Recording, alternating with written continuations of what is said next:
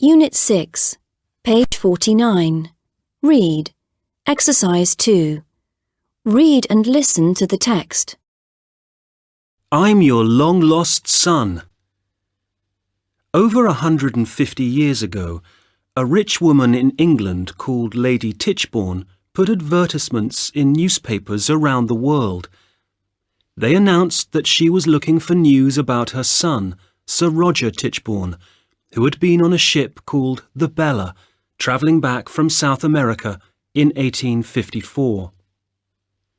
The Bella had sunk and all passengers were presumed drowned, but Lady Tichborne refused to believe that Roger had died. 11 years after the accident, Lady Tichborne received a letter from a lawyer in Sydney, Australia. The lawyer explained that he was representing a man called Arthur Orton. Orton had told the lawyer that he was Lady Tichborne's son. Overjoyed, Lady Tichborne asked an old family servant who was now living in Sydney to visit Orton and corroborate his incredible story. The servant remembered a slim, dark-haired young man, but found Orton to be fat with light brown hair. However, Orton could remember so many details about the family that he soon convinced the servant that he was Sir Roger. So Orton met Lady Tichborne in Paris. She was French and had taught Roger to speak the language fluently. When she saw Orton, she was so happy to have her precious son back, even though he looked rather different and couldn't speak a word of French. Lady Tichborne promised Orton that he would receive £1,000 a year.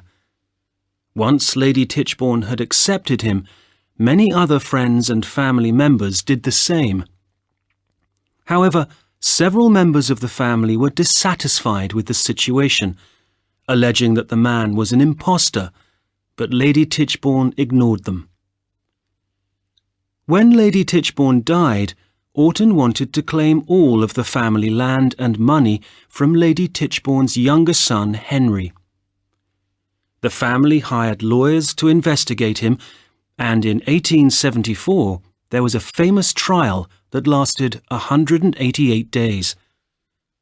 Over 100 witnesses claimed that Orton was Sir Roger. However, the lawyers proved that Orton had been born in London, the son of a butcher. The jury found him guilty, and he was sentenced to 10 years in prison for his illegal behaviour. Many people who had supported him refused to believe the truth and started a protest in the streets of London. However, when he left prison in 1884, everyone had forgotten him. In 1885, Orton confessed that he had been an impostor all along, but later he claimed he was innocent. He died in poverty in 1898, and his coffin still bears the name Sir Roger Tichborne. Unit 6, page 52. Listen. Exercises 1 and 2. Listen to the interviews with Inspector Fox. 1. Martha. Martha, where were you at 6 o'clock this evening? I was doing what I usually do at that time, preparing dinner. I was cutting up vegetables. Where did the vegetables come from? The garden, of course. Harold the gardener brought them in for me. What time? 5:30. I see. You didn't like Lord Snodbury, did you? Well, it's no secret. Nobody likes him. I need help in the kitchen. It's always busy and I'm getting old. But he wouldn't let me have a kitchen maid to help me. He's mean and unkind after all I've done for him. 2. Harold. Harold, where were you when Lord Snodbury was murdered? I was cutting hedges in the garden. Didn't you take the vegetables into the kitchen? That was before, at about 5:30. Did you hear the gunshot? Yes. I thought Lord Snodbury was shooting rabbits. He was always doing that. You didn't like Lord Snodbury, did you, Harold? You had an argument with him, didn't you? I asked him for more money. He hasn't increased my wages in 10 years. But he just got angry. But I understand you paid £500 into the bank 2 days ago. Yes. Well, Algernon gave me some money. He knew about my argument with his father, and he felt sorry for me, I suppose. He's a good boy, is Algernon. 3. Lord Algernon. Lord Algernon, where were you at 6 o'clock? In my room. I was getting dressed for dinner. I heard the gunshot, but I thought it was Father shooting rabbits again. Then I went downstairs and found Mother kneeling on the floor beside Father's body in the library. What time did you go downstairs? It was about 2 minutes after I heard the shot. Had you had an argument with your father? Yes, he wanted me to marry Victoria Fawcett Smith because she's rich. But I don't care about money. I only care about love. And I love Emma Jones, Inspector. She's poor. That's why Father was so angry about the engagement. I know. And did you give Harold money? Yes, I did, Inspector. That was another argument with Father. He wouldn't increase the poor man's wages. That's how mean he was. But I did love him, Inspector. Of course, Lord Algernon. You've cut your hand, I see. Oh, that. Yes, I did it while I was shaving. Goodbye, Inspector. 4. Lady Snodbury. Lady Snodbury, could you tell me where you were when you heard the gunshot? I was in the dining room, arranging the flowers I had picked from the garden. And what did you do when you heard the gunshot? I rushed to the library to find my husband lying on the floor. Did Algernon join you? Yes, he did. About 10 minutes later, I think. I was just sitting there in shock. He said that at first he thought that it was just his father shooting rabbits. Poor boy. He was very upset. Was your marriage a happy one? Inspector, such a question. Well, I suppose it's true that my husband could be a very difficult man. Had you argued with him recently? Well, if you must know, we argued last night about Algernon. I see. Thank you very much, Lady Snodbury. Unit 6, page 53. Grammar. Explore. Exercise 1. Listen and check. Good morning, Mr. Brown. Come in. Have you had a cup of tea? Yes, I have. Thank you. I'd like to ask you a few questions. First, what did you see? I saw the men running out of the post office. How many men did you see? 2. One of them was carrying a gun. Can you describe him? He was quite tall. He had long dark hair, and he was wearing jeans and a leather jacket. Will you have a look at these photos? Yes, of course. Do you recognise any of these men? Let me see. Yes, that's him. Are you sure? Yes, absolutely certain. Why are you smiling, Inspector? Because we arrested him this morning. Unit 6, page 55. Language skills. Exercise 1. Listen and check. Hello, Harry. Where's Sean? We can't start without him. I don't know. He said he was coming when I spoke to him yesterday. Did he say what time he would be here? No, he didn't. I asked him if he wanted me to pick him up, but he said he had to go to the doctor's first. Well, he's probably still waiting to see the doctor then. He can't be. He told me that his appointment was at 9:30, and it's 11 o'clock now. Did you ask him why he was seeing the doctor? No, but he told me it would only take 5 minutes. Why don't you call him and ask if he's all right? Ah, look, here he is at last. Now he's arrived. You can ask him yourself. Everyday English. 6. Teacher's Book, page 112. Deciding what to do. Exercise 1. Listen and answer the questions. What are you doing after school? Do you fancy meeting up? Not really. I've got loads of homework, so I'll have to stay in tonight. Too bad. I've got a new computer game. It's really good. You could come round when you finished your homework. Maybe, but I've got an essay to write. It'll take me ages to finish. I know. Why don't we play online? Then you can stay at home and write your essay at the same time. Okay, you've persuaded me. I'll start doing my essay when I get home and I'll text you when I take a break. Good idea.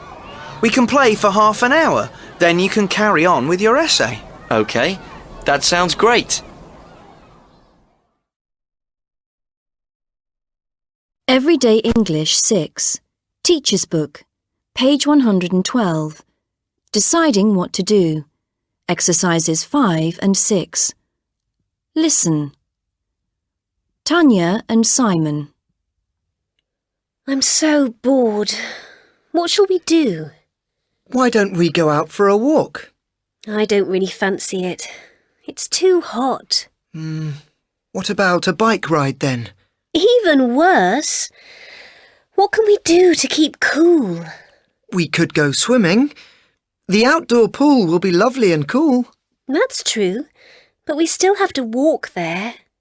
Yes, but it'll be worth it in the end. Oh, come on. OK, you've talked me into it. But only if you buy me an ice cream on the way. Good idea. I'll buy us both one. Kathy and Rufus. What shall we do this evening? We could go to the cinema. There's a good film on. I don't want to go to the cinema again. We went yesterday. But Pirates of the Caribbean 4 is really good. Please, you'll enjoy it when you get there. Yes, I know, but I haven't got enough money to see another film. How about a game of badminton? I'm not really into badminton. OK then. Why don't we stay in and play a game? What kind of game? What about chess? Do you like chess? Not really. But do you fancy playing Scrabble? OK. We can play online. OK, great idea. Literature Corner 3. Page 56. Exercise 2. Read and listen to the text. The Hound of the Baskervilles by Sir Arthur Conan Doyle.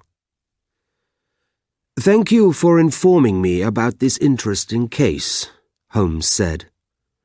I read about it at the time, but I heard none of the details. The newspaper gives the facts that everybody knows. Now I want you to tell me all the other facts that you know. What do you know about the strange stories? I haven't told anyone these other facts, said Dr. Mortimer. I am a man of science, as you know. I have always believed that there are sensible explanations for everything. I didn't want to say anything that could stop Sir Henry from coming to live at the Hall, but I will tell you the details that were not in the report. In the months before his death, Dr. Mortimer went on, Sir Charles was a very worried man. He was near to breaking down. He believed the story of the Hound of the Baskervilles. He refused to go out at night. He often asked me whether I had seen any strange animal, or heard the cry of a hound on the moor at night. He always got very excited when he asked this question. I remember driving up to the hall one evening about 3 weeks before he died. He was standing at the door. I went up to him and saw him staring at something behind me. There was a look of horror on his face. I turned quickly and saw something moving between the trees. It looked like a small black cow. He was so frightened that I went to look for the animal. It had disappeared, but Sir Charles was very worried. I stayed with him all the evening. It was then that he gave me the old papers I have read to you. What I saw that evening may be important when you consider what happened on the night of his death. When Barrymore, the butler, found Sir Charles' body, he sent someone to fetch me. I checked all the facts. I have just read them to you, and they are all true. But Barrymore said one thing that was not true. He said that there were no other prints on the ground around the body. He did not notice any, but I did. They were not close to the body, but they were fresh and clear. Footprints? Asked Holmes. Yes, footprints, said Mortimer. A man or a woman's? Asked Holmes. Dr. Mortimer looked at us strangely for a moment. His voice became a whisper as he answered, Mr. Holmes, they were the footprints of a huge hound. Skills Roundup, 5 to 6. Page 57. Listen. Exercise 2. Listen. The Native Americans, who lived in the northwest of the country, had always told stories about Sasquatch, a large and mysterious creature that was half human, half ape. When the early European settlers moved into that region, they began to record these stories. In the 19th century, newspapers reported many encounters between Sasquatch and the settlers. In 1884, some men captured a creature that they said was half man, half animal. They said that it looked like a human being, but had black hair all over its body. They also said that it was shorter, but much stronger than a human. They gave the creature a name, Jacko, and decided to take it to London, but Jacko disappeared during the journey. A man called Albert Ostman met one of these creatures in 1924, although he didn't tell anybody his story for years because he didn't think they would believe him. It happened while he was camping in the mountains. He was asleep at night when a large Sasquatch picked him up and took him over the mountain to a valley. He was the prisoner of the Sasquatch family, father, mother, son and daughter, for 6 days before he managed to escape. He didn't tell anybody about it until 1957, 33 years later. In the summer of 1988, a 12-year-old boy was fishing in a river in Washington state. He looked up and saw a white Sasquatch looking at him from the opposite bank of the river, about 6 meters away. The creature was about 2 meters tall. It had blue eyes and a pink face. It was covered in white hair. It was walking slowly, as if it had injured its right foot. The boy jumped onto his motorbike and rode away. He didn't even take his fishing equipment with him, he was so scared. He told his father about the sighting, but his father didn't believe him. Eventually, he persuaded his father to go back to the river with him. The creature had gone, but they found large footprints in the mud. The right footprint was different, as if the foot was injured.